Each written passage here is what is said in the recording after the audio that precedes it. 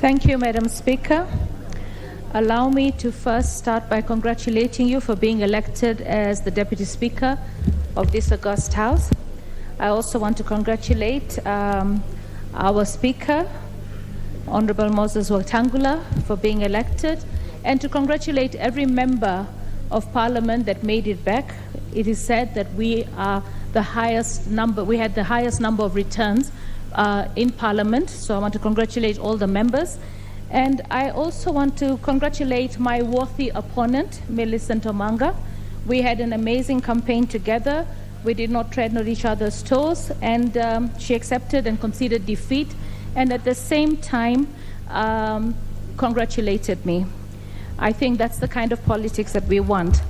While I stand here, I want to congratulate also the country.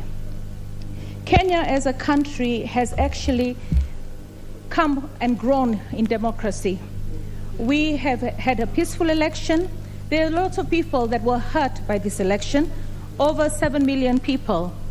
But I want to say that we stood for the democracy, and that democracy is the respect that we all have. The people that supported Raila Amolo Odinga and the Azimio fraternity, the respect that we have for democracy, and I want to congratulate Kenyans for that peaceful election. We're a model for the entire world. I also want to take this opportunity to thank the Nairobi voters, those who voted for me, those who didn't vote for me, and those who didn't show up to vote. I want to say that we understand that there might have been a lot of voter apathy, and that is something that we as leaders will strive to work for, to strive to make you understand that voting is an important exercise.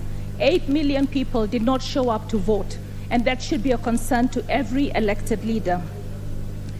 Now we are here to discuss the presidential debate. What I would like to say is, while we're looking at the presidential debate, the one thing, the presidential speech, I would like to first congratulate the President for being sworn in as the President of this country. And while I looked at the speech and I heard the speech, Madam Speaker, the one thing that I say is that this country, after an election, we try to come together. And today, as we sit here and we discuss the presidential speech, I want to say that the President talked about and touched on a number of issues. For me, it's not about whether it was a long speech or a short speech. What I ensure that we continue the programs that they had in the 12th Parliament. The programs like housing, the problems like food for security, infrastructure, and I believe that that kind of continuity is important. As a woman representative, when I came into office, I found projects that my predecessor had done but not completed, and I continued with them. So that is very important. We recently accompanied the President as he was launching housing project. So that is a project that started in the last administration where he was the Deputy President, and it's a project that he wants to continue.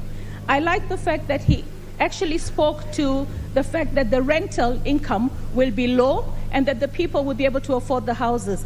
Nairobi has got a slum in every corner. The people of Nairobi want better housing. That was part of the agenda, the 4 agendas of the government, and I believe that continuity of programs that are good will be very favorable for this country. The area that I have a problem when it comes to food security is our rush for GMOs. I believe that the whole world, if you go to Europe right now, the most priciest commodities are commodities that are organic. So when we start thinking of GMOs, I believe that we should start trading slowly. Much as we want to feed our people, we have to make sure that we understand that as a country, we want to be also able to not just feed ourselves, but to export our products. We have to think twice, and we have to educate the people, because with the rise in cancers, if we rush to GMOs, we might end up also having a situation where we're increasing our medical costs, and we also have UHC as a big program for this country. Madam Speaker, when I think of the idea of saving, I saw that the President talked about the fact that when you retire, your NSSF contributions will not be sufficient for you to retire at the rate of 200 shillings. He talked about 2 shillings and then 1 shilling coming from the state.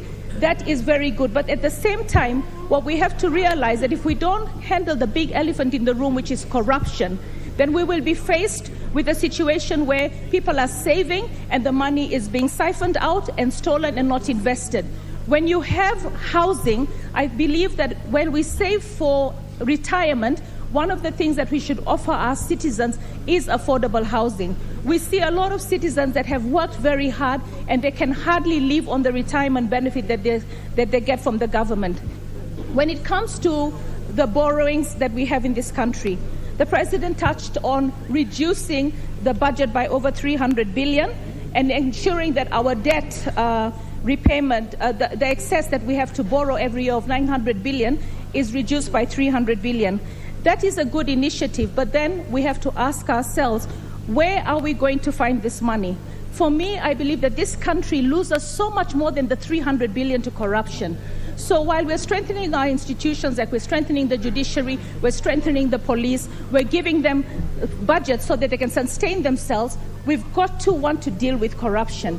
An area that I had hoped that the President would have looked into is for investment and investor confidence. This country right now makes it very difficult for people to actually invest and bring money into the country.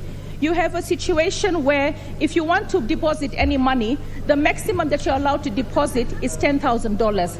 A lot of Kenyans have got money outside of this country, and they cannot come and bring this money into the country, which we desperately need.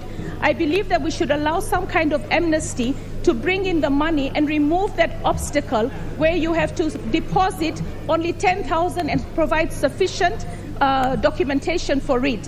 The problem is that is stifling a lot of people coming into this country to make investments.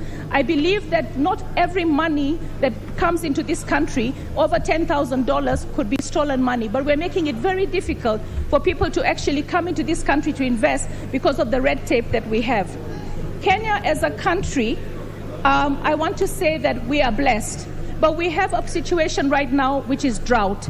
And drought and the interventions that we need from the government. I mean, it is sad to see that right now, Kenyans, in so many parts of this country, children are dying from malnutrition. Children are dying because their parents cannot afford to give them healthy, nutritious food. And people are dying because there is actually no food in the country.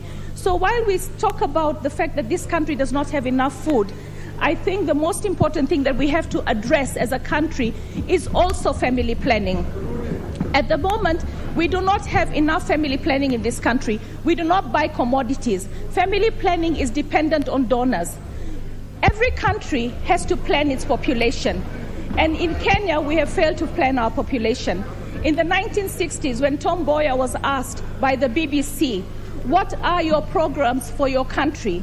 The first thing he said was we have to look at our population, because for us to grow our economy, we have to make sure that we also manage our population.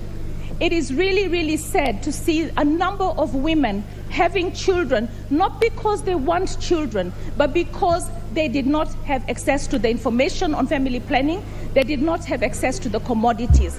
And then these women have children, and then they're condemned to abject poverty. So for me, I know that we say we're a Christian country, but I want you to understand that even God himself was a family planner, because he believes in family planning. And in the cycle of a woman, there is a period where a woman cannot have a child. So for me, I think as a country, we need to plan our population so that we can actually look after our environment and also protect the citizens of this country to be able to prosper.